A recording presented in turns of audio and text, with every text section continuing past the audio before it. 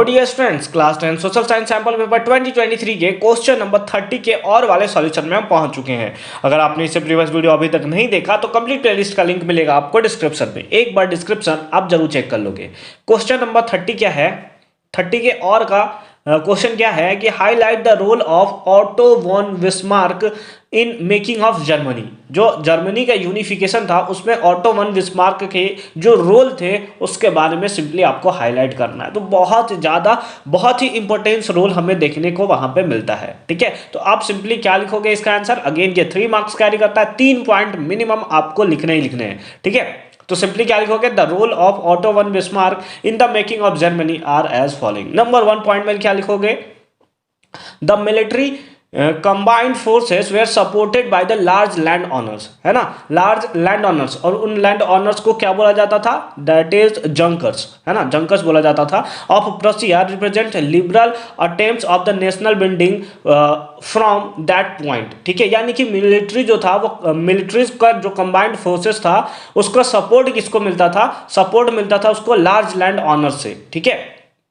ये सब आप लिख सकते हो कि Prussia took on the leadership of the movement for national unification. उसके बाद प्रोसिया जो था वो लीड करने लगा था इस मूवमेंट को, किस मूवमेंट को, तो नेशनल यूनिफिकेशन में।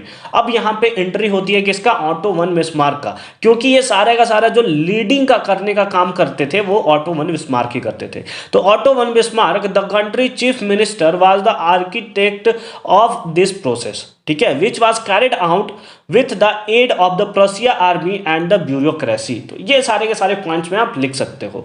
फिर उसके बाद 3 wars over a period of 7 year, 3 लड़ाई सिंपली 7 साल के अंदर में लड़े गए थे। किसके किसके साथ, तो ऑस्ट्रिया के साथ, डेनमार्क के साथ और फ्रांस के साथ। वेयर ऑन बाय प्रोसिया, जिसको क्या किए थे कि प्रोसिया लोग जो थे वो जीत गए थे, लेकिन किसके लीडरशिप में, तो यही है ऑटो वन बिस्मार्क के लीडरशिप में। And completed the process of unification under his leadership. और इस प्रोसेस के थ्रू क्या हुआ कि यूनिफिकेशन ऑफ प्रोसिया, है ना, हमें देखने को यहां पर मिलता है। ठीक है, तो इस टाइप से यूनिफिकेशन का जो सारा का सारा वर्क है वो ऑटो वन बिस्मार्क के अंदर किया गया। उसके साथ साथ कुछ और पॉइंट्स बोनस पॉइंट में अगर आप लिखना चाहो तो लिख सकते हो कि in the ceremony held in Versailles in January 1971, Prussia King William I was proclaimed as the German Emperor। ठीक है, उसके बाद क्या किया कि प्रोसिया किंग जो विलियम फर्स्ट था उसको प्रोक्लेम्ड किया गया किसका, दैट इज जर्मन एम्परर के फॉर्म में हमें देखने को मिलता है। ठीक है, तो आई होप कि ये